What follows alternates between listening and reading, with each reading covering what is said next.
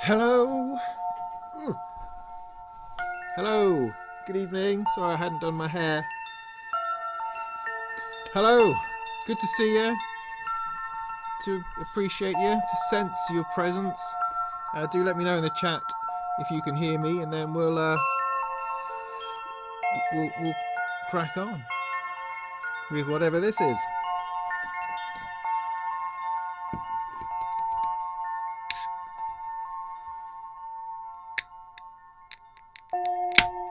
Dope.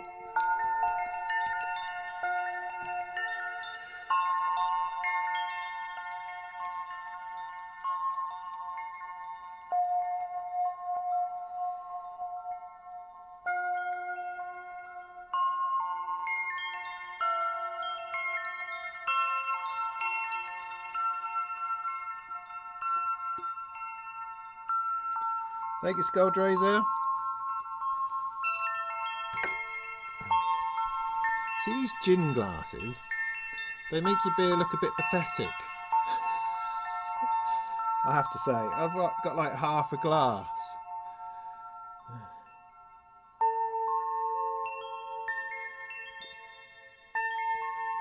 But it's just the sort of thing I could easily knock over, spill into something. That kind of thing. Anyway, blah blah blah blah blah blah blah. Hello, I'm Robin Vincent, and welcome to the end of Molten Modular DIY week. And what a week it was! We built things, we broke things, we soldered stuff together. We talked to people about soldering stuff together, and we saw how we weren't soldering things together right, and learned from other people who were soldering things together. And then we embarked on the small amount of soldering in an enormous soldering project. So that was quite exciting, and I did extra soldering behind the scenes that people weren't really aware of. So a week of soldering, and I feel that I thought I did okay. I did an okay job, you know. Felt like I got somewhere, I accomplished something, I achieved things, I moved the ball down the road. Stuff like that. Yeah. It's quite exhausting though. These live streams every evening. I don't think I'm going to do that again in a hurry. Not a whole week's worth quite like that. I mean, it was worth doing. It was fun as in terms of having a go at something, having a focus on something. That was certainly interesting. Well worth my time, I think. Am I still in shot when I lean back like that? Maybe. So, and you know, I really appreciate all the people who came along and sat through it with me. Amazing. just amazing. You astound me, you lot. You do. I find that quite incredible, and it does make it all worthwhile. Otherwise, what the heck am I doing? I mean, it's supposed to be something to be watched, something to be shared, and I find it extraordinary that people want to watch this. But I'm also encouraged and excited about the idea that people do, so that it makes me want to continue keeping on doing it. If it's useful, helpful, comforting, or funny, entertaining, whatever it is that brings you here, even for the people who vote me down, just to come along and vote me down, you know, I'm up for those people too. That's great. So the purpose of this evening is just to talk a little bit about what happened during the week. Might have a fiddle with something. Might fix the LED on the stasis leak, maybe. I'm just assuming I have to turn it round because it's not blinking. I could do that. Could have a look at the sample slicer. Or we could just sit here and chat. Don't know really. I'll have a few sips of beer. Think on that.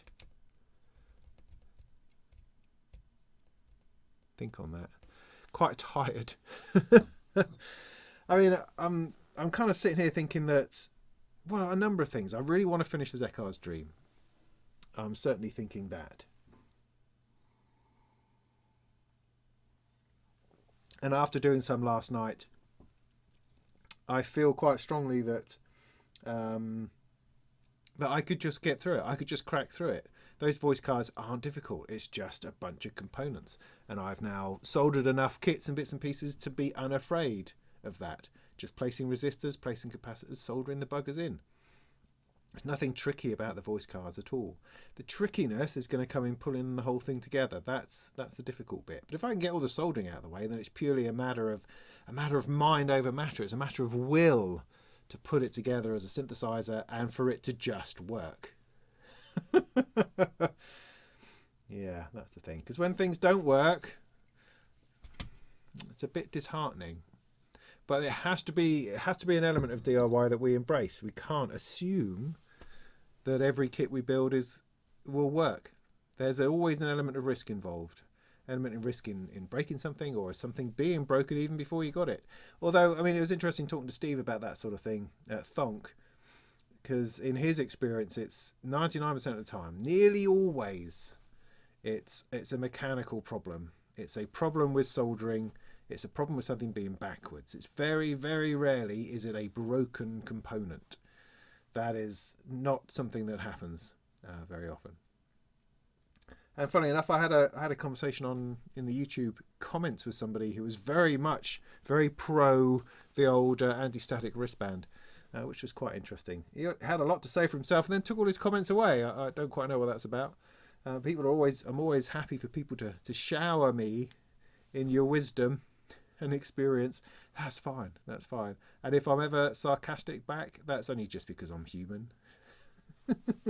He doesn't like being told what to do, but at the same time I do appreciate it. I do, and it's useful for other people. That's the great thing about the commentary on the sort of videos that I've done, is that whenever you're giving me a piece of advice, you're giving everybody a piece of advice, for better or for worse. And I think that's invaluable. The way that YouTube works well, I think its real strength is that, well, you have the content there presumably forever, or until YouTube goes and does something else, but you also have the commentary there forever as well. It's not like Facebook where these things seem to vanish and disappear and you can never find them again. It's always there, and those conversations are always there, and I think that's a marvelous thing.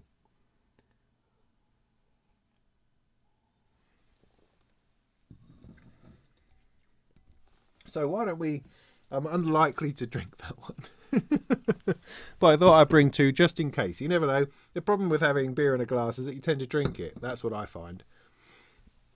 So let's just have a quick through the comments and just say hello to a few people.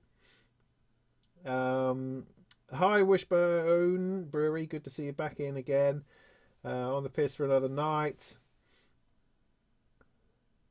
Next time only do 7 days. Yeah. Hi Scott, yeah, thanks a lot. Tobias, hi. Andrew, hi. Sean, hi, good to see you. Immareal, I don't know, are you? Yeah, it's good to see you. Hello Zach, people. CTB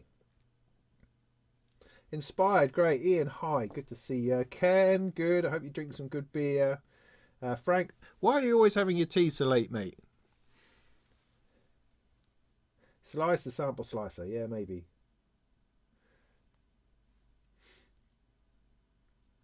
Advice is best when asked. Oh no, I get lots of unsolicited advice, and I've learned to live with it. I've learned to pass through it. Like fear is the mind killer, that kind of thing. Advice, unsolicited advice, is the ego killer. Maybe, I don't know. So I hope that I've developed my humble muscles enough to deal with that kind of thing, and to just accept it for what it is. It's people usually genuinely trying to help. Not everyone is in the right state of mind, but most people, for the most part, are genuinely trying to help, and they see something that I'm doing which perhaps could be done better. That's always a possibility, or is just outright wrong, and they would like to they'd like to correct that. That's okay, that's all right. I don't mind that. Or at least I've learnt to live with it. It's okay.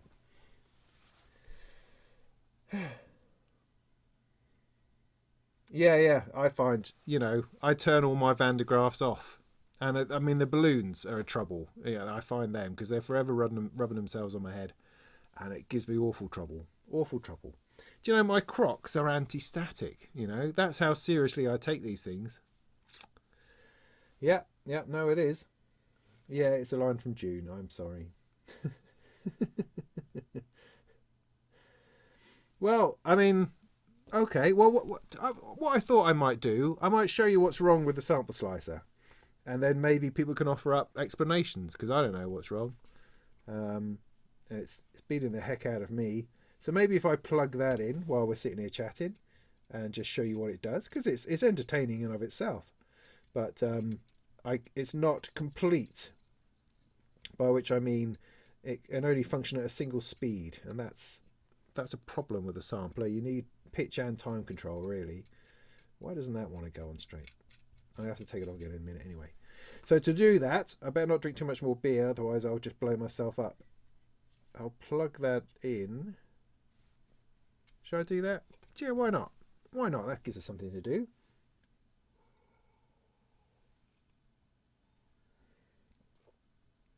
Bing, hi from Asia. Well done. Common sense. Yes, common sense is always a good thing. Let me put this... Where can I balance it where it's going to be most precarious? Maybe just on here?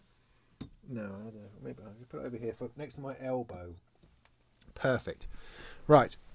So you don't have to look at my chest. Oh, I'm just going to bring this down. Look at my rack. You were looking at my rack. Oh, no, that's just silly. So half of my Eurorack is currently on the floor over there because of leakage I had through the ceiling. I had to just get it out of the way. And I haven't put it back together again yet. And this was useful just for what I was doing with DIY week. I need a little bit more room. So that's why this is as it is at the moment. I also have a new case coming because I've overflowed crazily. So I've ordered a new case from, oh darn it, Edge of the Lake, could be, something like that. Something I found on Reverb, a company in Italy, I believe, are making me a case. I just had a look around, I liked what they were doing, and I asked them a couple of questions, and they were sort of all over it, going, yeah, no, we can do it, yeah, we can do that, oh, yeah. So I thought, all right, let's just go with it. So I have, and I've just been really pleased with their level of interaction, their level of response. You'd be surprised how unresponsive companies can be sometimes, and that can be frustrating, you know, when you just want to buy something. And I don't even mean, you know, trying to buy something when you're a major celebrity like I am. I just mean like as a normal punter. You would have thought that, I don't know, responding to people would be first on your list. Anyway, blah blah. Let's take this lovely thing out. Now, this has been a joy, I have to say. I spent no more time on it than what we did on Friday, was it? But I just love the thing. I just love that moving around. That's just fantastic. Even when it's slow. And the interesting thing about it slow is that it looks like it's kind of in slow motion. By which I mean it's almost stop motion. Oh, that's a weird thing to say. But anyway, it's really, really lightweight because this is just a PCB front. It's not got a steel front panel or anything. So it's really light, which makes it feel perhaps a little flimsy. But then it's not expensive for a module either. But it has all this functionality, which I haven't discovered yet. But just as an LFO, I'm already loving it. I want to have a row of 4 of these. Well, you know, I could never really replace my Batumi. Batumi forever, I think. Now, is that long enough, wide enough to get in there? God darn it. No, it isn't. So I have to take the scope out as well, but I might have to plug this back in. We'll see how we go, all right? We'll see how we go. See, I've got into the habit now of doing stuff rather than just sitting there. Anyway, let's do this and then see what happens. Right, I need a... Sorry. I need a power thing. Power things goes into here. Now, what would be lovely is if I plug it in and it now just sort of kind of works. That would be amazing.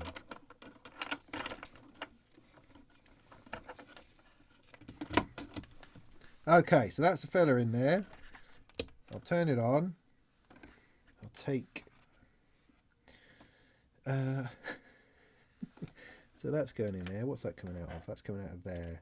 I just need an input, don't I? So I could take that from the out and I'll plug that in.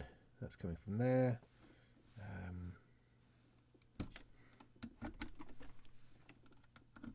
Plug that into there. Then what I need is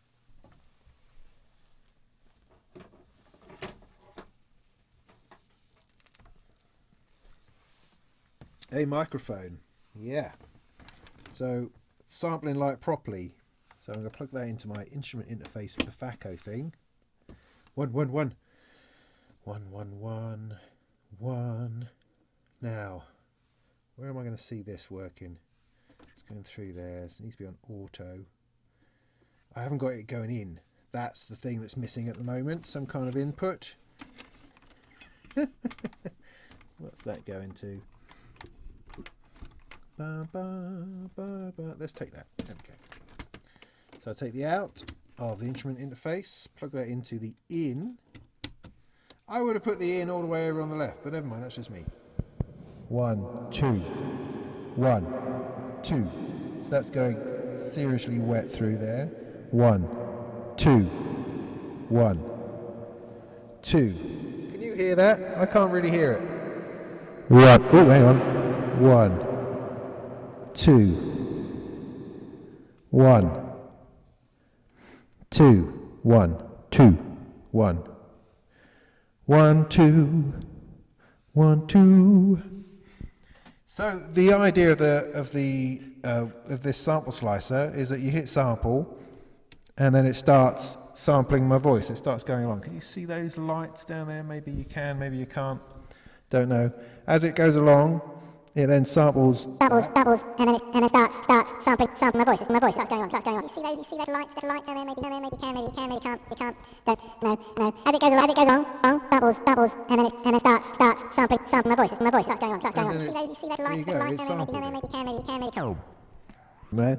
As it goes along, samples, and then it starts sampling my voice. It starts going along. You see those lights down there? Maybe you can, maybe you can't. Don't samples, and then it starts sampling samples. Don't sampling starts going along. Sampling my voice. It starts going along. Sampling starts going along. You see those? My voice. It's my voice. It's my voice. It starts going along. You see those lights? Starts going along. My voice. It starts going along. Sampling. You see those? You can't. No. Samples. You can't. It starts going along. Sampling my voice. It starts going along. My voice. It starts going along. As it goes along. No. Along. Lights starts going along. Sampling down there, maybe you see those lights down there, maybe lights down. My voice. It starts going along. Sampling my voice. It starts going along. You see it's those? Quite good fun. It's a lot of fun, all by itself. Now, what the problem is this fella here, the clock. See, it's flashing. That's fine, and that's dictating the time that the whole thing takes to do its loop, its cycle. Yeah. I haven't even checked to see if anybody's hearing anything. Yeah, I think it's pretty cool. Good, you must be hearing it then. Yeah. Great, yeah, cool. Okay, so you can hear that. Great. So the problem is the clock. I can't change the clock. So if I take a clock out, say clock out of this, of my Omsonic, what's it? Stick that into clock. Nothing happens. It doesn't change. I can change the tempo. Up here, so you can see that. You see up here that this is flashing like a crazy bugger. Flash, flash, flash, flash. Down here, it's still the same. Yeah. Slow it down. Makes no difference. So what that means is that I can't then do the time division thing. I can't then speed this up. So if I do another sample, oh well, I thought it was just wonderful to see the moon, the moon. Oh well, I thought it was just wonderful to see the moon, the moon. Oh well, I thought was just wonderful to see the moon, the moon. See, it should be speeded up. I thought it was wonderful to see the world. I thought I moved to see the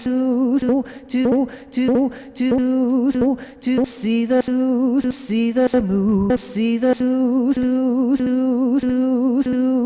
And of course you could stick you know, some modulation in somewhere.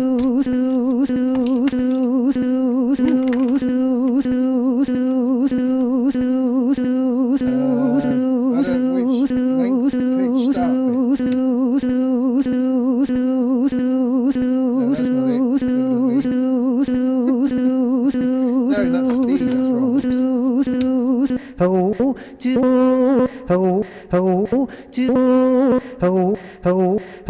that's wrong. I thought was just I was just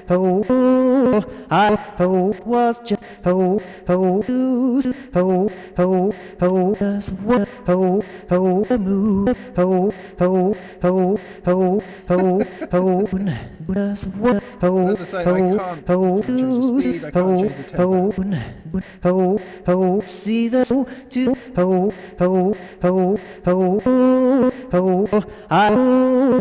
I thought was just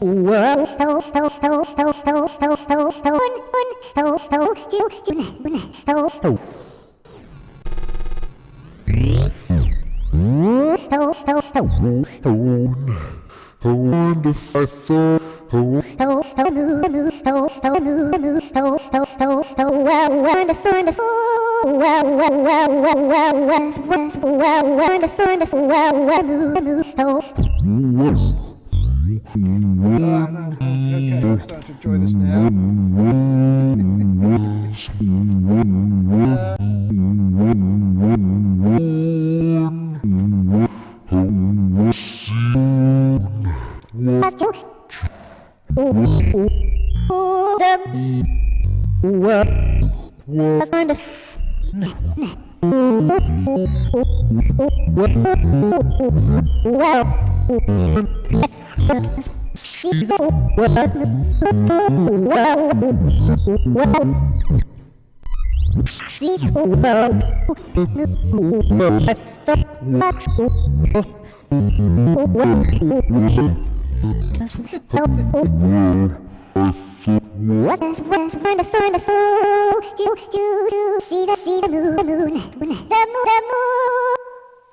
Yeah. Yeah, nice. So yeah, the sample slicer, it has the potential of being a lot of fun. I mean, obviously you don't have to record your voice into it. It doesn't have to be an instrument, doesn't have to be a microphone. It could just be you know, you're recording a sequence into it, but that's why you need the timing. Well, another reason why you need the timing is that you need to have it synced to your sequence so that you can record a bar of it or 2 bars of it and loop that round and mess about with it while it's all, you know, remaining in time, that kind of thing. That's what you need it to do. But without that clock working,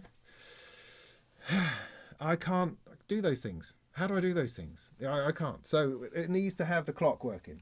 So any advice? What I can do now is I can show you what we're dealing with. I don't have a schematic, sadly, but I can take it apart here. You can just have a look at it, and one of you bright sparks can tell me what the problem is. Yeah, that sound all right? Check the continuity of the circuit from the jack. Yeah, that sounds right. Now I have replaced the jack socket already. I've done that. I've also replaced a couple of resistors because Jan suggested, Mr. Gink Synths suggested it might be the tolerance or the sensitivity perhaps of the tracking, I suppose. But that didn't seem to make any difference either. It seems to be a slightly fundamental problem. Because it seems to be, you know, ticking. There is some kind of clock going on, but it should take. Yeah, but I don't know. Move the mic now. I have moved the mic. Oh, what, that one? Sorry, it's a bit too far away. Beg your pardon. Just a second. bring this back. I do apologise. So I was talking to myself there for a bit. Ooh. Ah. Oh my God, I just knocked my beer.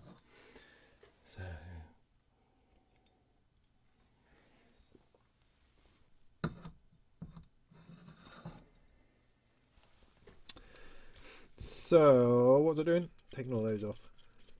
If I put this on something like that, that means you might be able to actually see it. That would be good, wouldn't it? That would be good. Oh, big nuts. Yeah, big nuts.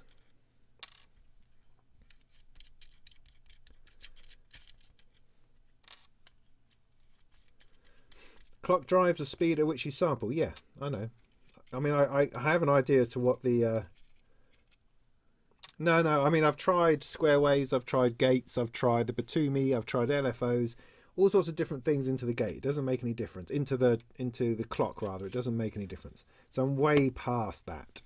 I'm to the point where, you know, we have to replace components or whatever. I mean, the soldering is good as far as I can tell. I've been through the soldering. Now, my understanding of it is that it's this middle transistor here. And I've been thinking, well, maybe I'll swap the transistors round. Although I don't know what the other ones do either. You know, it's a little bit kind of, I don't really know at the moment. And that's very frustrating. But, yeah, the soldering seems to be fine. As I say, I've resoldered all this along here. They are the right way around according to the board. I've sent pictures of it to Jan and he says it looks good as far as he's concerned. That is supposed to be missing. That's not a problem. That is a little bit broken, but that's just the switch, and that's my fault. That's okay. So the jack is this one here. It is, it's a beautiful board. It's really nice, really nicely laid out, easy to make. Look at all those LEDs, aren't they fantastic? It was a good build. It's a good build. It's just not quite working. Not working enough for me to let it go. Do you know what I mean? What am I drinking? What's the jumper at the top? Jumper at the top. It's on this one. No, this jumper. This is for swapping between normal mode or pitch tracking mode. Apparently normal mode is what most people use it for. I guess if you wanted to use it as a more of a playable sampler as opposed to I don't know what that means, but if you were really wanting to play it from a keyboard, then you would put it into 1 volt per octave mode, I suppose. I don't know. I don't really know. Don't really understand. But anyway, it's in normal mode. What can I tell you? Are you sure that's clock in and not clock out? Yep. Is it generating a clock? Well, I don't know, it's flashing, isn't it? It needs, as my understanding is, that it needs a clock in to function. It won't function without one. So it appears to be functioning, if you know what I mean, on its own. So, I don't know, maybe those are wrong. Maybe it's not the right transistor. Or something. I don't know. I don't have any clue as to where the clock comes from. I can't seem to tease that information out of Jan either. It's like, so what is the clock? Which bits do I need to be looking at? And like I say, he made me change this middle resistor here and also the middle resistor here, which all seems to be connected to this middle transistor, which seemed to be changing the sensitivity, yeah? But these are all BC547. They're the same. I mean, this is an impossible job. I don't really know what it is. I'm expecting you to be able to tell me. I just thought that might be vaguely interesting. Or someone might go, yeah, what you want to do, right? You want to get that wizard and put that in there, and then if you cross that with that one, and then it'll be what with it. That's kind of what I was hoping. But anyway. I mean, other than that, I guess I will just go through and resolder everything. But, I mean, this is the thing. For the large part of it, it's all working. So I really like to focus in on the bit that isn't working. And I just don't really know what that is. I mean, the very fact that it was suggested I change resistor assumes that I have extra resistors. And funnily enough, I do happen to have extra resistors just at the moment because I bought them for that other Cosmo project. But if I was a normal regular punter who just built this as a kit, why would I have extra resistors knocking around? So, I'm slightly frustrated with it at the moment, and I'm not quite sure how to approach it. You can check if the clock arrives at the oh Manu, hi, arrives to the transistor. Yeah, I know, I'm not sure. I'm just not sure. That's the problem. And this neatly highlights the difficulty of amateurs like myself and troubleshooting. It is difficult. I mean, I have had problems in the past with other bits and pieces, but it's every time it's been a soldering issue, and by resoldering or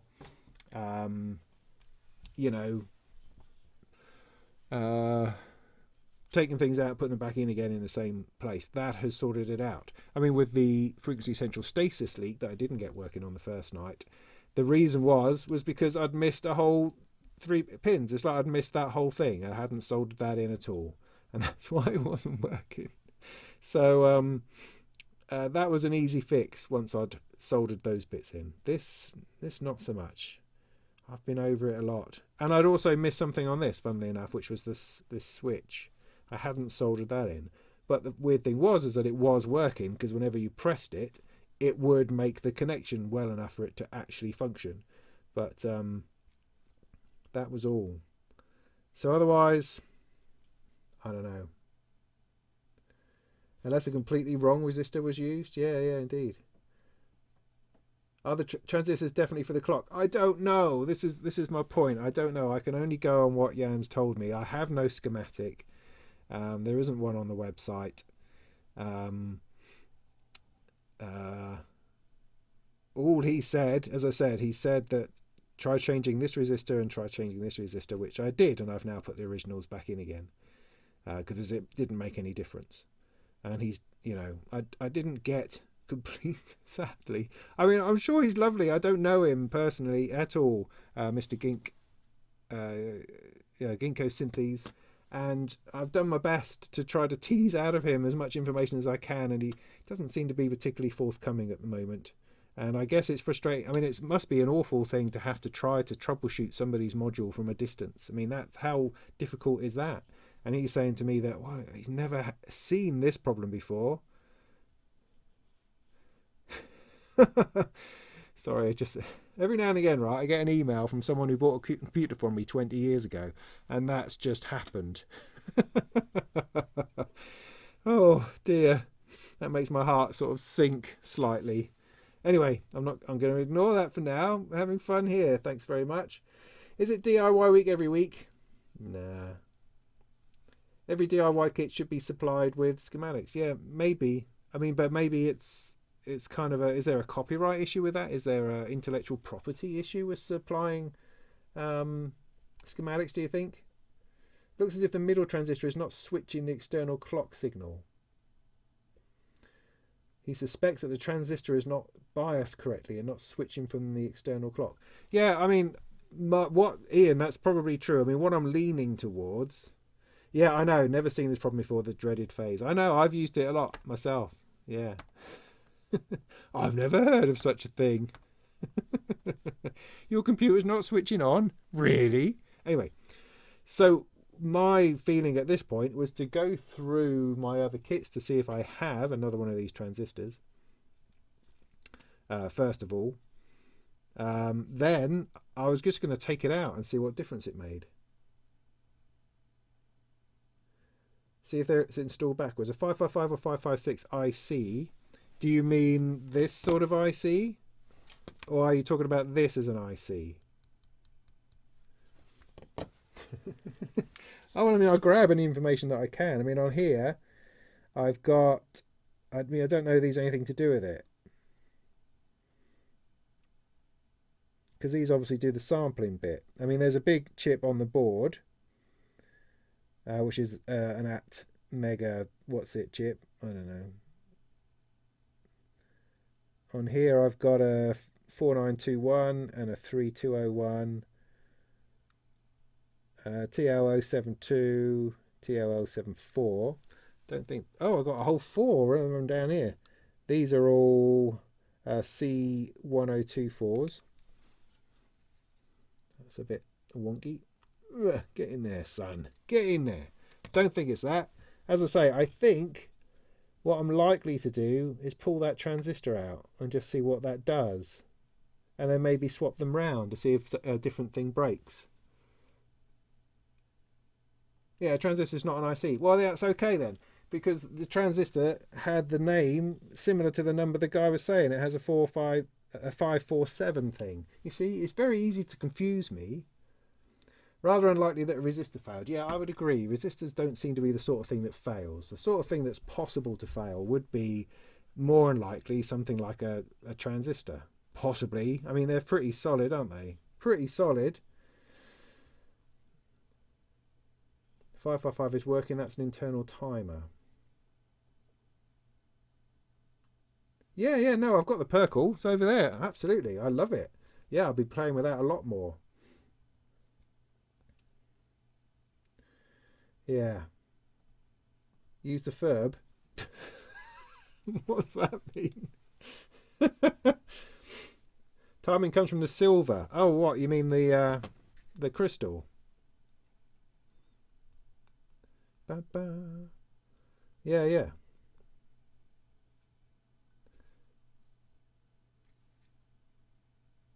No, I still don't know what you mean by the verb. You can also replace the 547 transistor with pretty much any other NPN transistor. Okay. Wild suggestion, run a clock directly into the PC contact for the jack. Rule out it being a broken thonky card. I still find that funny. I don't know why that is, but there we go. I mean, I got another thing over here. Is that the same thing?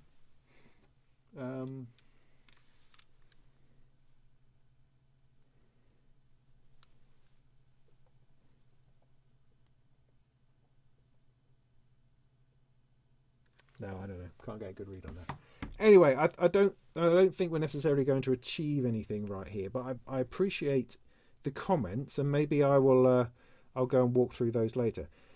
Yeah. Probably got that with static. You know, all that stuff I've said about not really caring about the static, and then I've probably zapped it. Yeah, dead right. See, that would be karma, man, wouldn't it?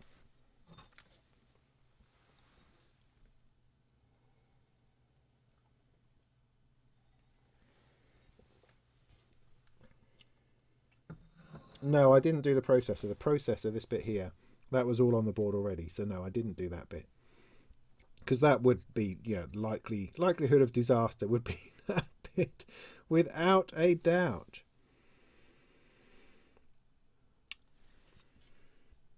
Yeah, I mean, because otherwise it's a pretty neat job, you know. I was really, really pleased with how it all went together.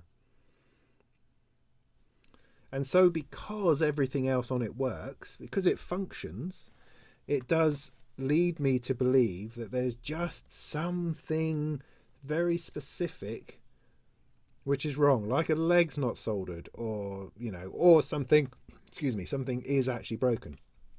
I have replaced the socket, as I say, so it doesn't seem to be that. That would be unlikely.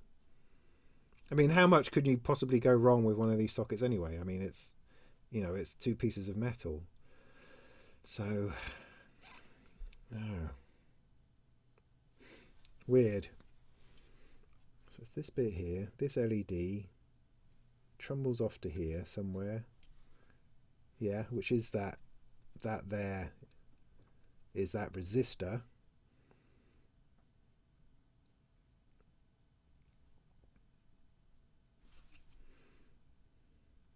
Which is then tied into that middle transistor. Or all three of them. I don't know. Anyway. When you're recording, in what position is the sample length pot? I put it on 1 when recording, then try messing with it when the sampling is done. Okay, well, I'll do that once I've solved this little problem. Try some continuity tests with your multimeter to give us some more clues. Okay, so what do you want me to attach on one end to what on the other? I mean, I'm happy to get the multimeter out if that's what you want. I could do that. I've got it here. Look, I was prepared.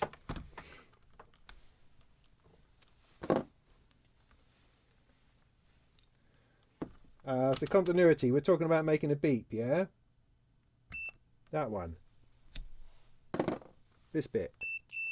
I could do that.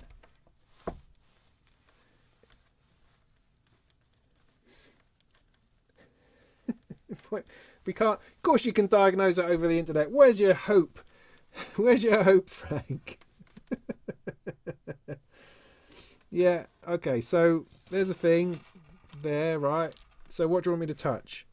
I can put it. Which bit? I'd like to look at the schematic too, Scoldrazor. Not that I would necessarily understand it, but as far as I can see, there isn't one on the. It didn't really even come with a bit of materials. He just had a 2-sheet instruction sheet which told you which order to do things in. Yes, beep is continuity. Yes. Yes, I have to remind them I'm completely stupid. Yes, thank you. A hair of solder. Yeah, possible. Under the jack, you wouldn't see it. Try taking it off and resoldering. I've replaced the jack, okay? I've replaced the jack. Try jumping the clock input first. See, I don't know what you're talking about. Yes, thank you, Jim. Flip over. You want it on the other side? Yeah, okay, other side, right, yeah. So we've got this thing here. So it's this, isn't it? Is it? Yeah, this side here. So this is the 3 parts of the jack.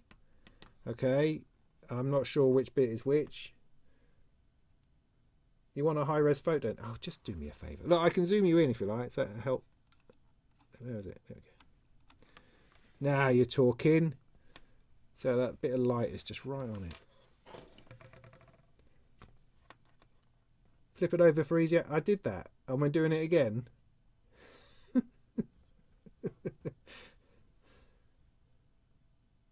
I've used every sort of signal for a clock. I've used. I mean, this is one of the other slight discrepancies on it is that for the use the front panel is a little bit easier to explain. When using the trigger input, yeah, that triggers the sampling. I can't get it to trigger with a trigger. I can get it to trigger with a square wave LFO. I can get it to trigger with a gate from a keyboard. I can't get it to trigger from a trigger. Does that make sense? So I don't know. Is that related? I mean, that's one of the reasons why Jan said to replace the resistor, because that would hopefully make that more sensitive. But I did that with went from a 10K to a 1K, and that didn't appear to make any difference. So I've used all sorts of clocks in it. You know, pulsy clocks, square wave clocks, that kind of thing. Flip it over again.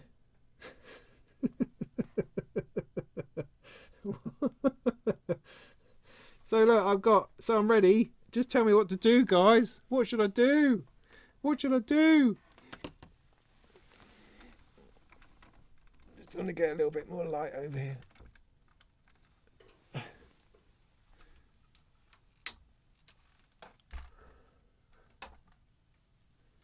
I don't know. I can't adjust this camera quite so easily. That's part of the problem. It's just gone very... Why has that gone quite that dark? Is it because I've zoomed in that far? Is that a bit better? Oh, I don't know. What can you do? Anyway, start at the jack pin. Work your way along the trace. There's a capacitor. There's a what? So look. All right, look. So let's call that 1, 2, 3. So when you say the jack socket, do you mean 1, 2, or 3? Which one am I putting the pointer on? Which one should I put the pointer on? 1, 2, or 3? See where the trace of the tip connection? So you mean you're talking about this one, the square one? It's never going to work, Frank. Stay with us. The square one, because it is following this trace along here. Is that what you're talking about? So this bit here. So you've all gone quiet now. Oh, you see, you're all one. Which one was one again? Okay, like that. Yeah, so you want me to press something over here like that, so it's gone. That's all the way to that resistor. Yeah, yeah, good. No, it doesn't require you to be an electronics engineer. It doesn't. I'm a proof of that. I think 3 is a ground. I think it is too. Plug in a cable. Oh my god. Oh dear, this is hilarious. So anyway, I've gone to this resistor. Now, nothing happens the other side of the resistor. Is that normal? Okay, pin 1 on the transistor that also beeps on.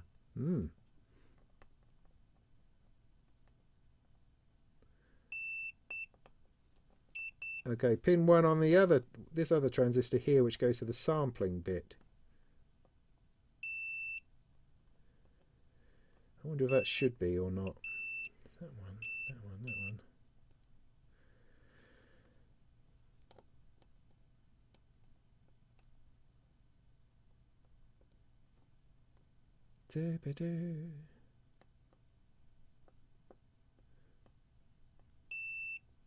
Right.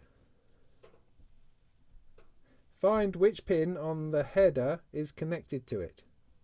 Which pin on where? Which header? Normal.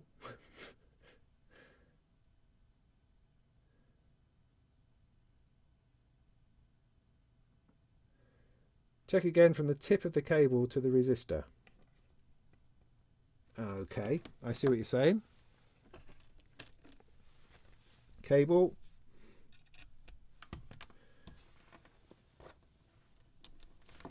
Tip. Back to that resistor. Yeah. So that indicates that the jack socket is sort of working, yeah?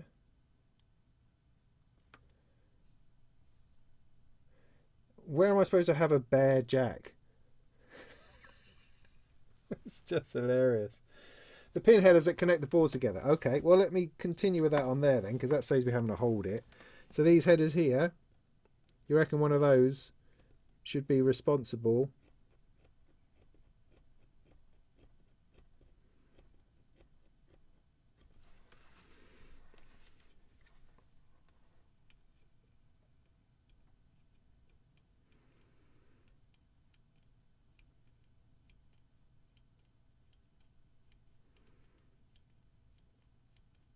Seems unlikely. Are you sure that's where it's supposed to be going? I mean, where would it go after?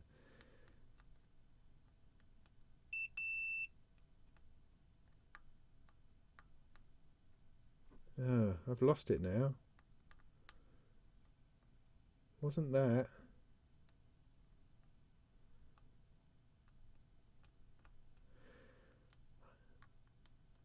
Okay, I had more action before. Alright, let me just reset.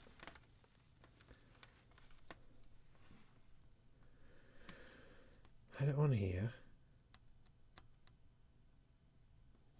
So now I've got something plugged in.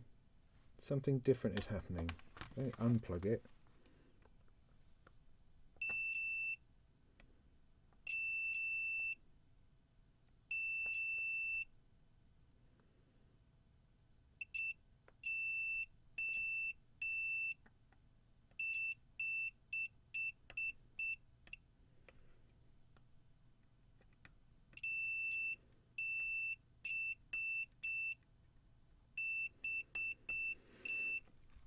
Okay, all 3 of those connections beep to that resistor.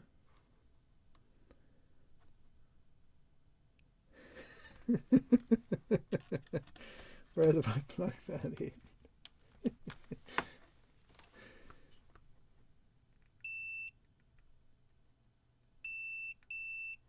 Oh, it is only that one, which goes there. Doesn't beep the rest. Oh, I'm now more confused. More confused now than I ever was before.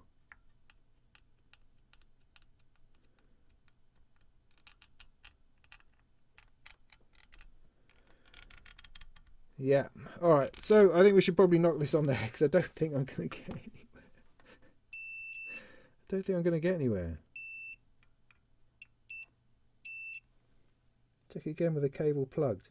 Yeah, the cable is plugged in, right? Cable's plugged in at the moment. And the resistor works, but it now no longer works to the transistor, any of the transistors. But with the cable plugged out,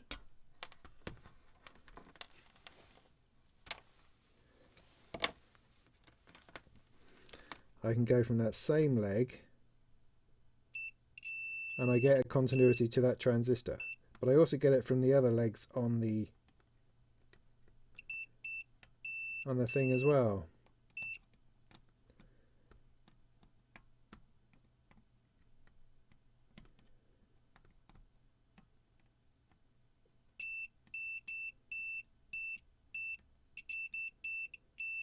Okay, so that's earth basically, isn't it? That's all that's telling me. Yeah. I don't know. All right. There we go. Okay. Frank, that's very kind. Ian has also made a similar offer. I do appreciate that. I will give that some thought. All right. I will. Yeah, I saw that. Yeah, the jack shorts when there's no plug in it. Yeah, okay, get that. Oh, I'll put those backwards. That's going to make all the difference. So yeah, thanks for that. That was kind of entertaining. So yeah, troubleshooting is difficult. It's a tricky one. It's a tricky one. So that's the downside of the whole Eurorack DIY process. I mean, honestly, if it gets to the point where I finish building the Deckard's Dream and it doesn't work, you know, that's going to be a complete disaster. I mean, there are lovely people online who will help out. I mean, there's this guy Steve who builds a lot of them, and he's helped a number of people out. And I'm kind of assuming that when it comes to it, I can send it to him and pay him for his time to fix it, you know. But until it doesn't work, in my head, it's always going to work. It's always going to work, you know.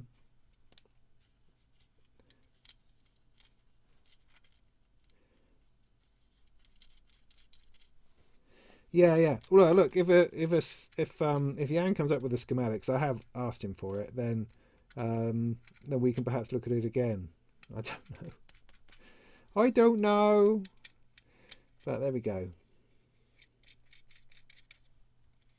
Well, you don't know these things when you buy these things, particularly. And what would I do with a schematic normally? It's of no real use to me because I'm following the instructions of a kit. If I was looking to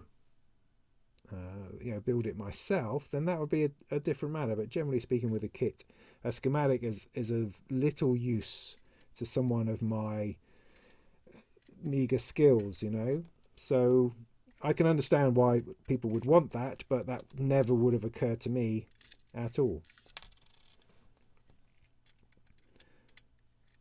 But when it comes to troubleshooting, those sorts of things I imagine would be useful. And I don't know what I'd be looking for. I guess I'd be scouring it, trying to work out what connects to what, so that I could know what it is I should take out first, you know.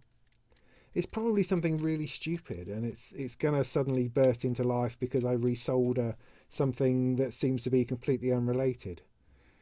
Or find, or suck solder out so it's no longer shorting in wherever it is that it's shorting, perhaps.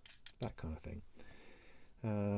What I have learnt is not to put knobs on all the way until you have it working, because getting these knobs off was a bugger, and I've scratched the front panel in trying to do that annoys me, but never mind. So yeah, it's a fun thing, and I'd really like to use it in the way and manner that it's supposed to be used. I'm really into the whole thing, and that's slightly frustrating. So let's put that to one side for the moment and get more philosophical or something.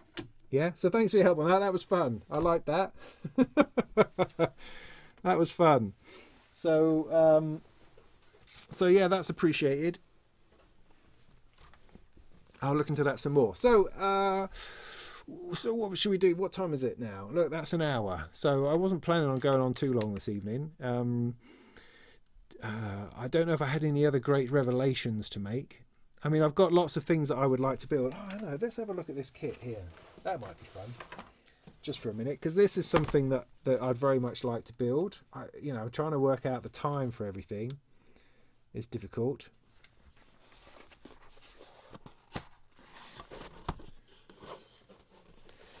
Yeah, I mean, one other thing about the sample slicer.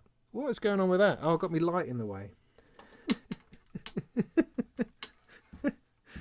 Oh dear. One other thing with the sample slicer is that I bought it like 2 years ago, you know, so I'm not expecting it to be warranted or anything of that nature. I'm not looking to return it particularly. I mean, obviously, if you'd like to fix it for me, then maybe that would be good also. Who knows? I don't know at the moment. I'm not trying to do or be anything. So this is Synthcube sent me a couple of kits to build to make videos on, which is very, very kind of them. Get that round the right way. And the one they sent me is this, the product from Frequency Central, which looks like an entire synthesizer, as far as I can work out. So you've got oscillator here. Yeah, 1 volt per octave, sawtooth triangle pulse outputs, pulse width modulation, LFO rate. So maybe it can LFO too. So that's the VCO. Then you've got, don't know, mixer maybe, filter, LFO in, cut-off resonance or emphasis as they call it on here. Then you've got an ADSR envelope, VCA. Interesting, isn't it? Nice front panel, nicely drilled. And then you've got a whole stack of PCBs. Look at all this. But it's not particularly dense. Well, this one is. But it's not too bad. So I reckon I could I reckon I could get through that relatively quick. Oscillator 2. Interesting. Interesting. Then inside, oh, I've got another one of these. Does anybody know whether these octave switch, the black one and blue, and there's a black one and there's a blue one, 12, I assume that's a 12 position, whether it makes any difference if it's blue or black? Because I ordered a second one of these for the other Cosmo module I'm doing, and it turned up and it was black, whereas the first one I had was blue, and I know the ones that Sam had were blue. There's a little thing. So a whole bunch of chips. There's a lot of good stuff in here. Look at all this. And those are those magical, I imagine, B100s K. No, they're 1 meg. Oh, yeah, there we go. But as with all Synthcube kits that I've experienced so far, really well, comprehensively put together. Everything is labelled in complete detail. It even refers to the line on the bomb as well, with every single thing, other than this one, which isn't labelled at all. So, yeah, really good, competent stuff, I would say. Everything is labelled. Great stuff. Bunch of knobs. So yeah, looking forward to putting that one together. I'd like to do that soon. But then I see that, I mean, what part of the flip side of DIY week is that I now want to do more and more and more of all of this. I want to get on with the Cosmo stuff. I want to finish that. I want to finish the Descartes Dream. I want to get started on this. Well, then why don't I? Well, because I've got things to review for important people in magazines, you know. I've got articles to write. I've got other reviews to do. So, which is great. I mean, I've got more work than I can possibly do, which is a really good position to be in, and I should be very grateful. And I am. I have too much stuff to do, and that's all right. I'm just going to have to do what I can. Do what I can. Colour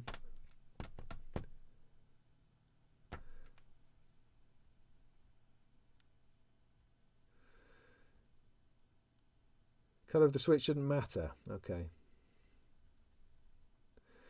Yeah, all the parts. It's good, like I say, brilliantly labelled. All those parts. Just really, really good. Really good.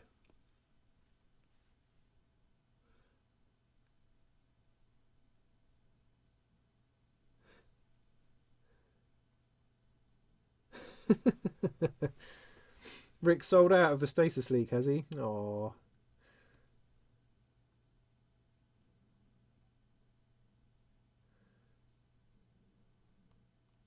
Yeah.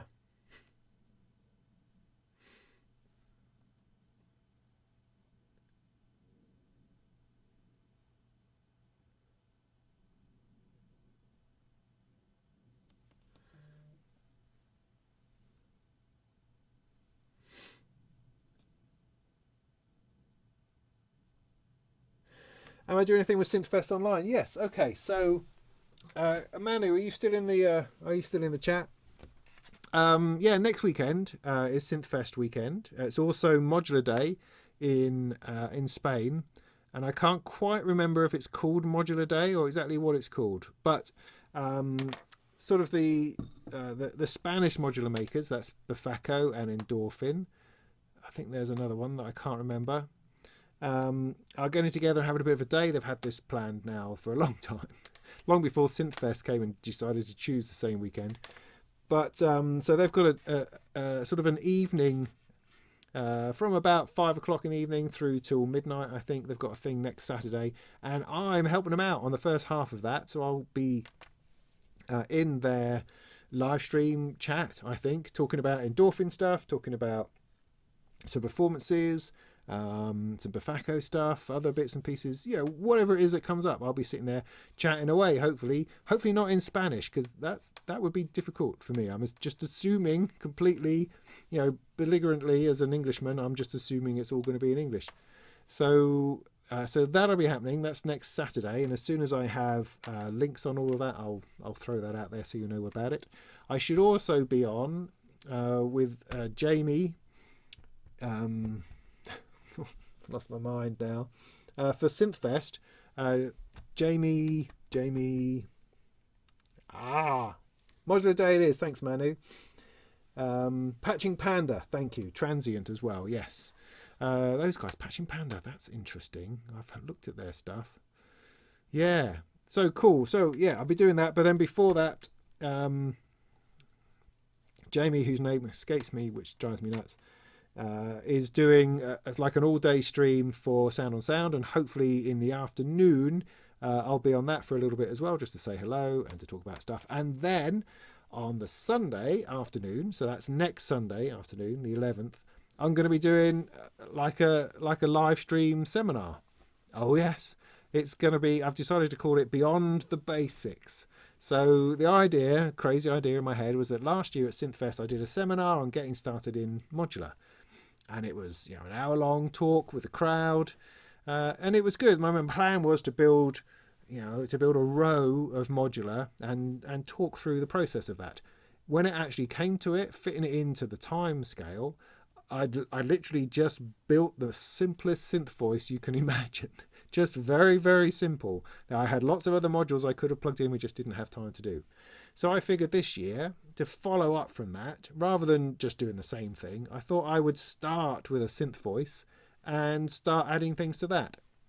So some forms of modulation, quantizing, randomizing, sample and hold, maybe those sorts of things. Perhaps look at what a couple of different filters sound like. That might be interesting. So that is going to be my plan that's for next Sunday. I'm going to have to come up with it this week, but I mean, at the very least, we'll start off with a synth voice, we'll plug a few things together, and I'll just try to demonstrate some simple patching and modulation. That's the plan, really. And it will just be live streamed. It'll just be me doing it for an hour or two, and we'll see how that goes. So that's next Sunday, but that's part of that's labelled up as part of the Synthfest thing. So that'll be next week. So that's the plan. So a busy weekend next weekend. So it's starting off with Synthfest and Jamie in the afternoon. On his, he's got like an 8-hour live stream going on. And then over at Manu with the Modular Day stuff in Spain, which will be great in the evening. And then on Sunday, the Beyond the Basics. Well, I'll try not to embarrass myself by saying stupid things. I'll try. Yeah, try to sound authoritative as opposed to stumbling, bumbling along like I normally do.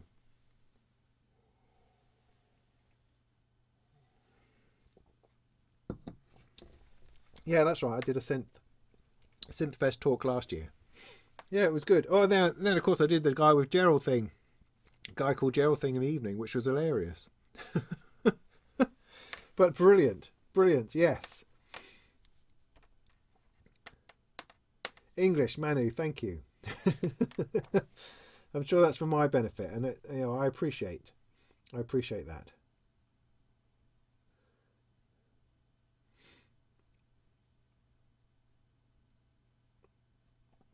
So yeah, I'm very keen to do more projects now. I'm trying to work out if I can get away. Now I've got too much paperwork to do. Too much paperwork, because I could just sit down in the morning and just finish off that voice card, for instance, a Deckard's Dream voice card.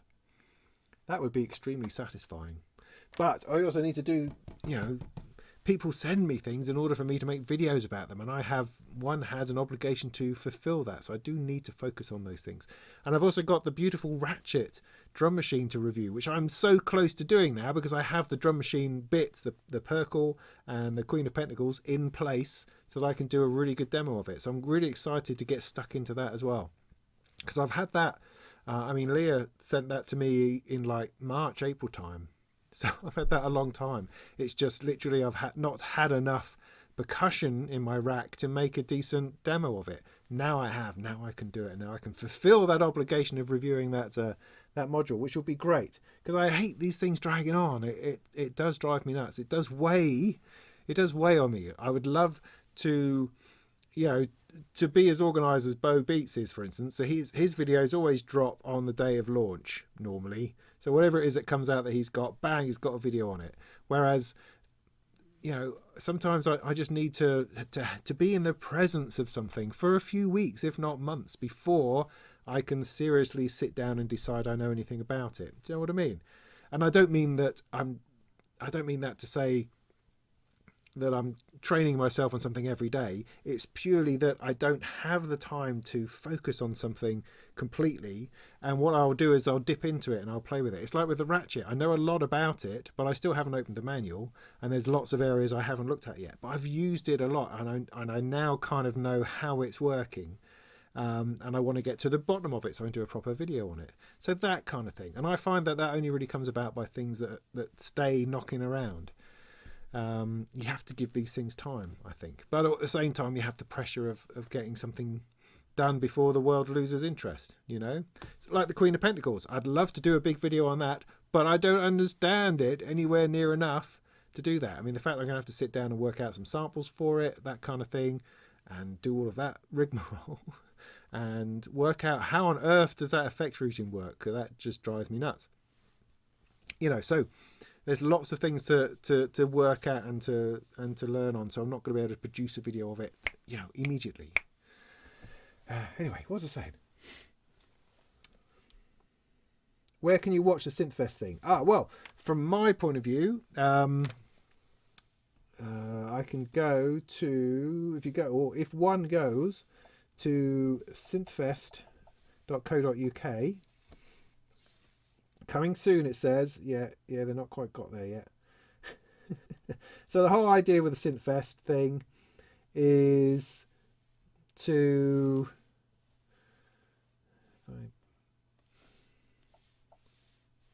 Is that going to just log me in, or is it not on this computer? Yes, it is.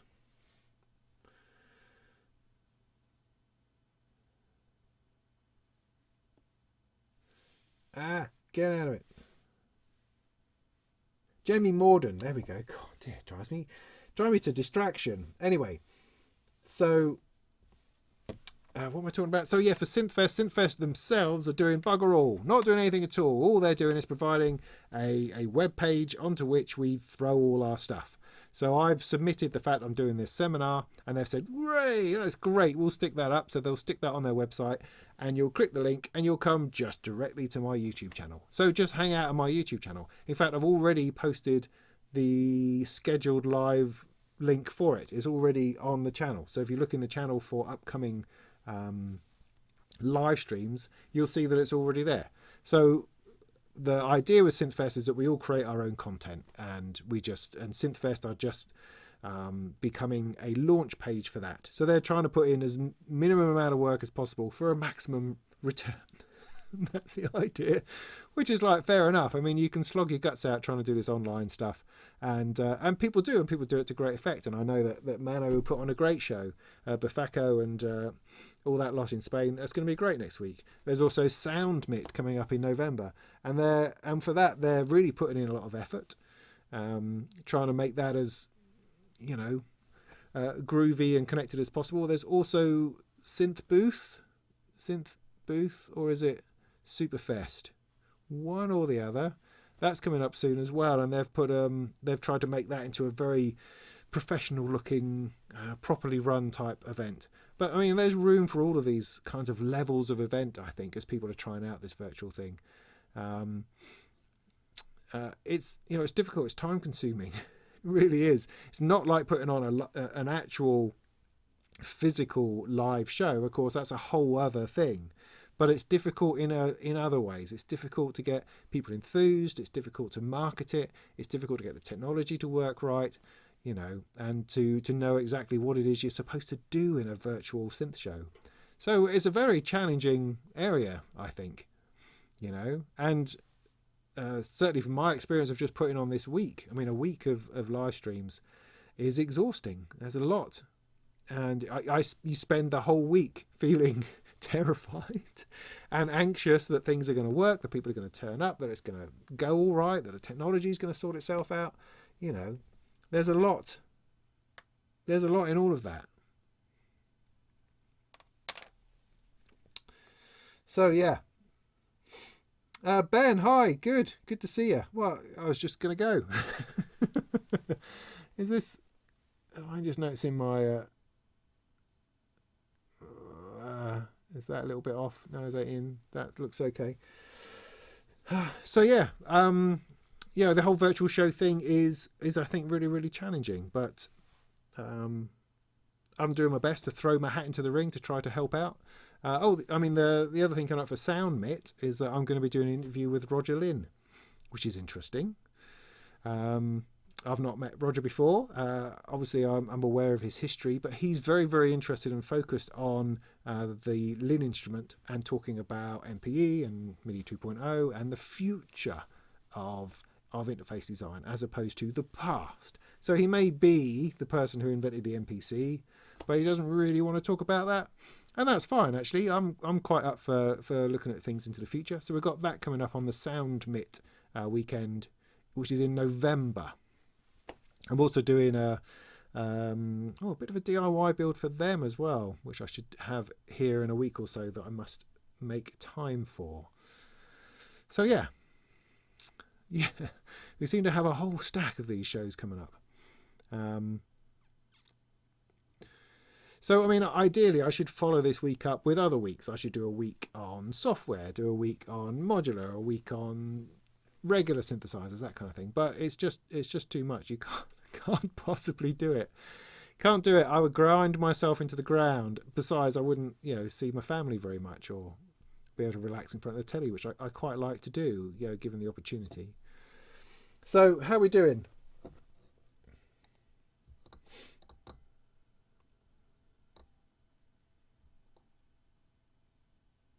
Yeah. Roger does seem like an interesting guy. Yeah, I'm looking forward to doing it. Yeah, I mean, most of my chats have been relatively successful, I think. I mean, a part of that is because I've got in contact with people or asked people who interest me, who I have some kind of who inspire me in some ways, and that makes it a lot easier to talk to them. So I've had to sort of wrap my head around the idea of doing an interview for somebody else's event, and that's been interesting. I've had to think about it differently, and I'm going to have to approach it a bit differently. It does make a difference, you know. You suddenly feel like you're actually doing a job as opposed to just messing about on your own channel. If that makes sense. But yeah, it should be interesting. Particularly, I mean, I'd really like to talk to somebody about MIDI 2.0 because it seems to be one of those things which is just mysterious. I mean, if you're in the MIDI Manufacturers Association, then that's all they ever talk about. But we still don't see it in anything. It's not anywhere. There's nothing. There's no implementation of it anywhere. I mean, I know there's a Roland MIDI controller that has MIDI 2.0 compatibility, but compatible with what? There's nothing that you can plug that into that will go, oh yeah, here you go. Here's a protocol we're sharing in a two-way kind of thing, and I know about you and you know about me. Isn't that awesome? There's nothing, to my knowledge, out there that does any of that. So it's a kind of a weird thing, and it kind of makes you think that perhaps the MIDI Manufacturers Association is really sort of been taken over by Roley, who really want MPE to be the centre of the universe. And I'm not 100% convinced that we want it or need it.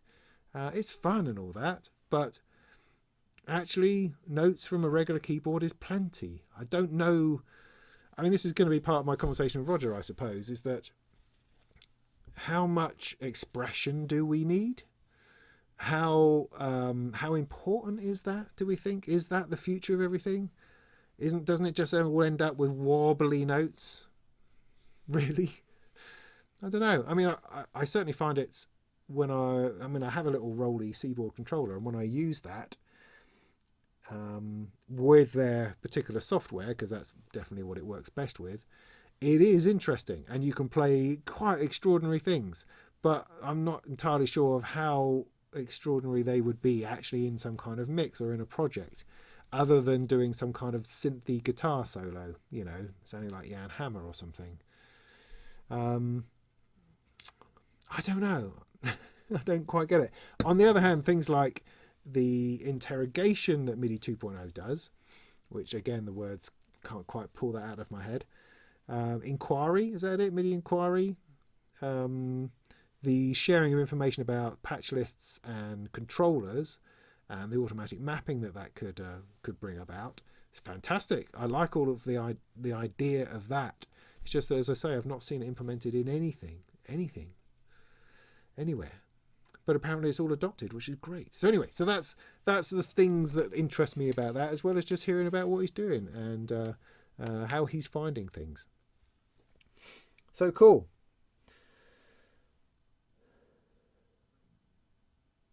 Harry, thanks. Cool. Nice. Andrew, see you later. Synthtopia is happening all day long today. Is it? What's that? Did I see something about that? Yeah, he did. See, what I liked about Jan Hammer was that he was always trying to emulate the guitars, trying to get the perfect guitar sound. So it was like in the Miami Vice theme, if I'm talking about this right, all the guitar in that is a synth. He started out, I don't know what that means, but his intention was to do the whole electric guitar thing, but with a synth. And he did a bloody good job, I think. And I've always found that very interesting. I guess he probably had a ribbon controller on the arm of that synth he played. Would that be correct? I can't remember. It's a long time since I've looked at that.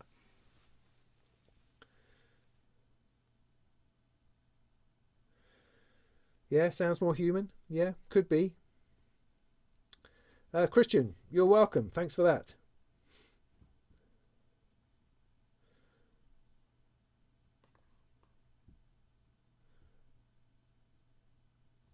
Yeah, more kit build alongs. I mean, okay, well, all right, bit of feedback then. That would be good. So were the build alongs ultimately were a bit long? I mean, they were 3 hours for a small kit. Well, relatively small kit. I mean, was that really too much? I mean, would you prefer? Because what I normally do when I build a kit is that I film the building of it, and then I chop it down and try to get it under an hour for YouTube. So there's, there's me talking about it, there's me doing a bit of soldering, then there's a bit of time lapse, and then there's a bit more, and then a bit of time lapse, a bit more, then I demo it at the end. Is that, would you prefer that format, or would you prefer the live stream format, which in some ways is easier because I don't have to do all that video editing, but then the resultant video is really, really long. And so I don't know how accessible that is for people who want to see a video on something being built. I mean, you get the warts and all, without a doubt, but would it be better to have, I don't know, what do you think? Which one would you prefer, or do you think both is valid and it sort of depends on the kit? I mean, there's no reason why I couldn't do more live stream build-alongs. It's just they seem long. So yeah, share your thoughts on that while I drink the rest of this. Thank you. Do I think USB-C modding an old rack mount audio interface is worth it rather than blow paychecks on a new one? Crikey. Well, I mean, I think generally speaking, see, this is my idea of modding USB-C to USB-AB type thing. It's just a little adapter. Can't you do that? Is that not working for you? That's what I would say you do. I'm not sure what modding you would need to convert to USB-C, because USB-C is essentially backwards compatible. It's just a different size of connector. Or are you finding something else? Don't know. But thank you for that. I appreciate the support. That's awesome. Inverted Popes, you love the building. Live stream 3 hours was great, but fitting that into normal life can be tricky. Yeah.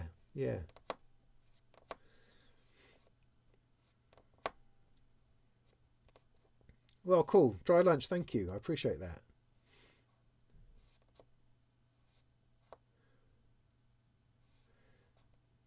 Place your resistors first. What do you mean by that?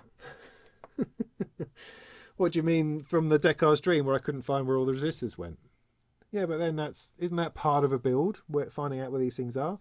And I mean, normally speaking, you don't have quite such large boards, and things are generally easier to find. But also, I mean, it's interesting to highlight, as I hope I do, the differences between the instructions you get on the kits, where some, the level of instructions on some is brilliant, and the level of instructions on others is really poor. Or rather, it leaves more up to the imagination, where others take you more by the hand. And I find that's an interesting comparison to draw. Both and depending. Yeah. Harry dozes off from time to time. A fantastic week. Zach Ewer, thank you. Yeah, and Ken, as you say, an occasional build along would be good. Yeah. I think you're right. Something which, I mean, as I say, would fit into that, because you want it under 2 hours if you can, don't you?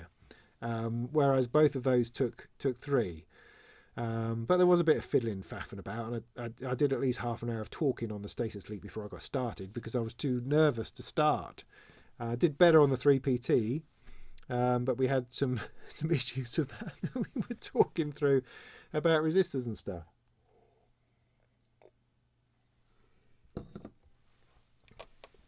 So yeah,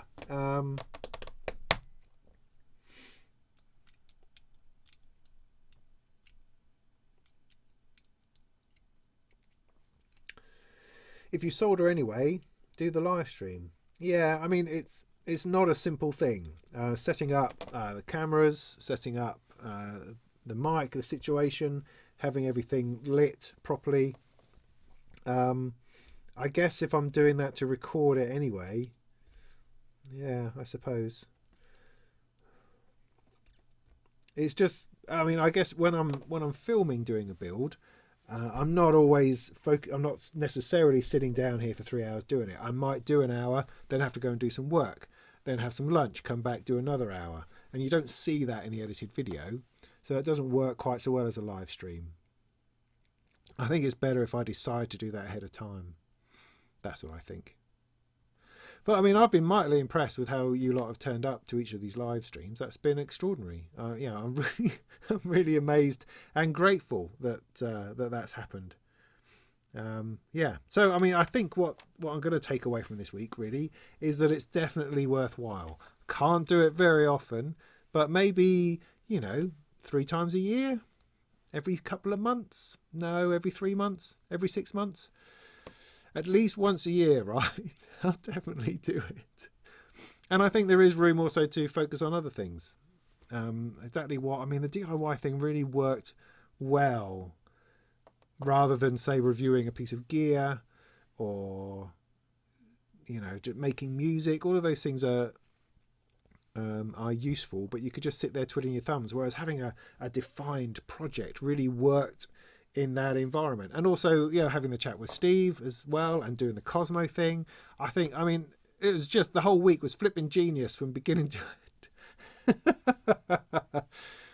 Yeah, I don't know. It worked well anyway. So yeah, I'm definitely going to give that another go. I mean, Sam mentioned about finishing off the Cosmo stuff and having another live stream on that. So that's a definite possibility. I do have the spare parts now, so I am feeling like I want to carry on with one of those modules and get that finished. At the same time, the other half of me wants to wait until Sam's available again so we can do another live stream.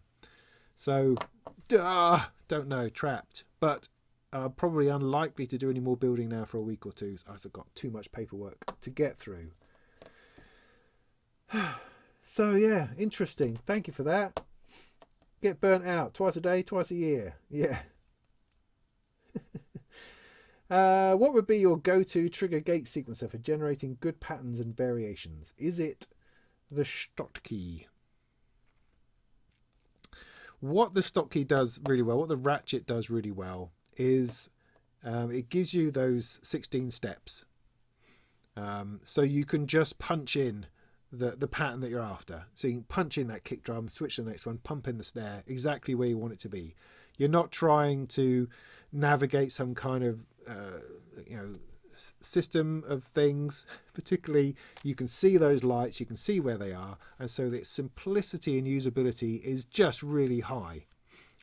So it works just like an 808, any other sort of drum machine. So it's very, very familiar. To create variations with it and that kind of thing, no, maybe that requires a bit more sitting down. You're sort of talking about doing programming patterns in that respect.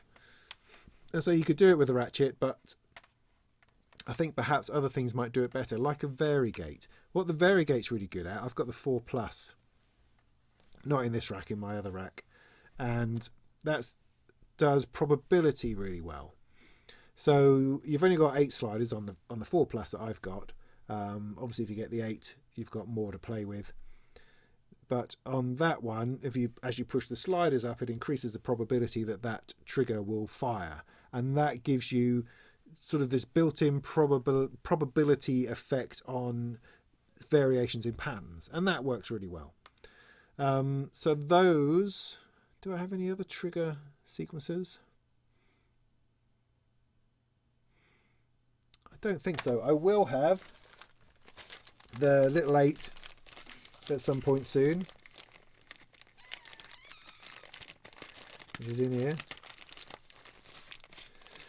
the LL8. So I'm going to give that a go. That might be really good. I don't know, but again, the lights good. I like lights. Lights are really helpful. So yeah, the ratchet is interesting, but give me a couple more weeks and I'll have a proper review out of that and be able to demonstrate it and explain it a bit better. But as I say, the thing I really like about it is the fact that I can instantly put in 4 tracks, 8 tracks. I mean, at the moment I'm running 7 on the Queen of Pentacles and 4 on the Perkle, so that's 11 tracks of percussion, and you can program up a 16-note pattern in no time at all. You just dial in each one, put in a thing, and it's there. Or if you want to use it as a clock, or triggering on a bass line or something, you just tap a couple of bits and it plays. It's just brilliant for that, and it's so accessible. With the Varigate, you're sort of trying to work out which mode you're in, and then you're pushing the sliders around, then you come out of that to go in another mode, and then the sliders don't match what you thought they matched. Whereas with the Ratchet, you can see exactly what's going on, and that's its major strength, I would say. Sleazy? What?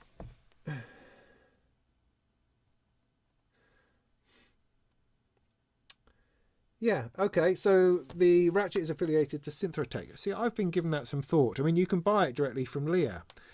What I would say about that is whatever it is you think about Synth, that's fine. But I've said plenty on it, and I don't want to rehash any of that particularly. But Synth also support a lot of small makers out in America. And the Ratchet is made and designed by a woman called Leah. Her second name escapes me at the moment, but you can find it on the website.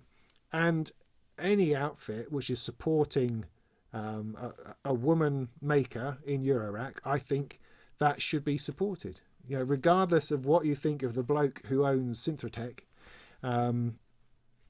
I think the fact that somebody is supporting Leah in her making of these modules is awesome and should be supported. So that's what I think about that.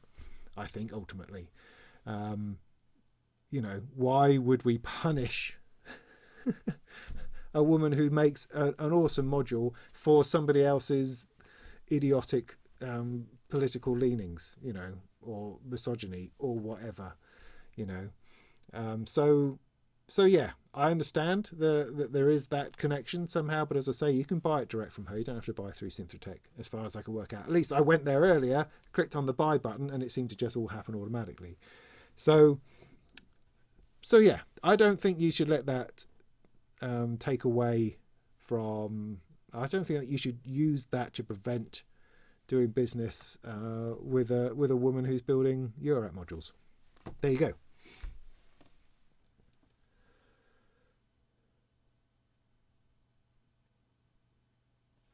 Is a Ratchet just bigger than a mouse shit? I don't know. I don't know. Sleppy. No, Steppy. Okay.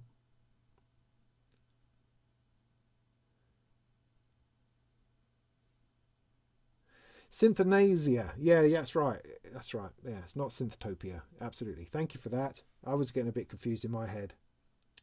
Ah! Christian, thank you. So Leah is Steve's daughter. Fabulous. All right. How about that? There you go. Well, I don't know what to say about that. So do you think it all could be a ruse? Is that what you're saying? Maybe, but I'll stand by what I said. I think it's a young woman building modules, regardless of who her father is. Again, you shouldn't be punished by the sins of your father, should you?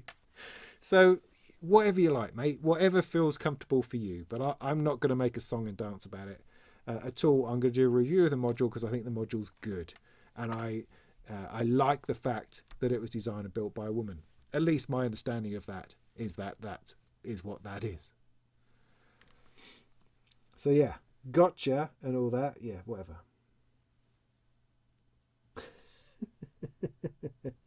I didn't get a receipt for it. She sent it to me directly. You bought a Ratchet and sold it again. Oh, okay.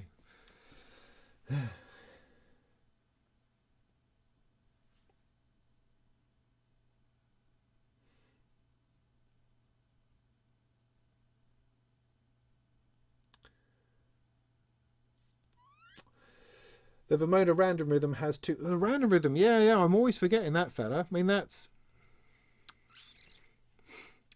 that works really well within its limitations. What I found with the random rhythm over time is that it seemed to have a vibe, and only really one vibe. It seemed to find its way into a place of real regular rhythms. So you're kind of churning out the same stuff nearly all the time, because rather than programming in some beats, it would just always pretty much do the same thing, with probability. it's difficult to explain exactly. It would just end up, honestly, it would just end up being a bit marchy, ultimately. Even when you whack the swing right up, it would still just seem to find itself in a quite a steady place. You know, I mean, I liked it. I did a review of it. I thought it was a really clever module, and those sorts of things. There was a lot you could do with it, but after a while, it just got really, really samey, and that's probably my failing more than the module itself. Frank, yes, time for me to go as well. I've been chatting on for far too long, but it's got interesting, you see, so I don't mind. I don't mind.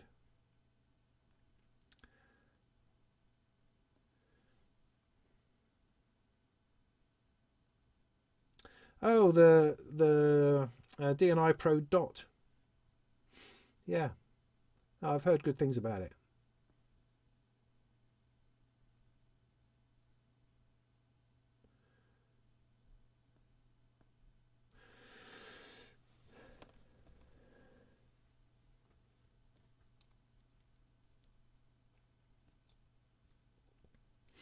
Fair enough, Talenza. Fair enough.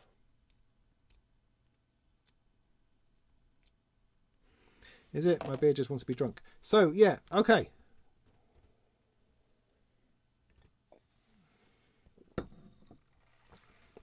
So that was Modular DIY week. As I say, next week is Synth Fest, virtual Synth Fest, and I will be doing a live stream on Sunday where I'll be going beyond the basics of Modular. So do come and join me for that. It should be pretty basic because I don't actually know much. I was thinking of actually getting around to using DivKid's random sample and hold thing, which I haven't gotten around to using yet because I wanted to do a bit of sample hold. But then that would have to mean I have to understand exactly what that means. And that's tricky. But I think at a very basic level, I'll be using some LFOs, probably be using the 3PT because it's such a gorgeous thing. A little bit of that, I think. A bit of modulation is probably going to be what that's going to be mostly about. So I'll be doing that next Sunday, as well as a couple of live on things with Modular Day in Spain with Bafaco on Saturday night and with Jamie Morden during the day. So that's all next week. Otherwise, that's it for live streaming for me for a little bit. I'll probably have one at the end of the month for the next Molten Monthly. And other than that, I've just got reviews and builds and stuff coming out my ears as always. Please do consider joining me on Patreon, which is nice. You can go there and you can give me a couple of quid every month, and that makes me feel awesome and helps me fund new bits and pieces and keeping everything going. That's great. I'm nearly at 100. It would be really great to get to 100 patrons. That would be awesome to manage to do that this year. And the Molten Music Technology anniversary comes up at the end of this month. So it would really be great to hit 100 by the end of the month. I'll see how many videos I can get out this month to help with that. Don't know how likely that is. We shall see. If I fix the sample slicer, I've filmed the whole build of the sample slicer. It's poised, ready to be released. I just need a resolution to it. So anyway, yes. Shit. So you're trying to replace Firewire with USB. Well, is that worth it? I don't think so. I mean, to me, I don't know anything about it, but I imagine you've got to replace an entire section of something which is probably built into the PCB. So, yeah, good luck with that, mate. My advice would be, no, buy something else. No, definitely. But, if it's something, you're right, that obsolescence is very, very frustrating. And if you can mod it in some way to prevent that happening without it costing even more than you ever thought possible, do it, man, do it. Yeah, but no, I wouldn't. But yeah, all the best with that.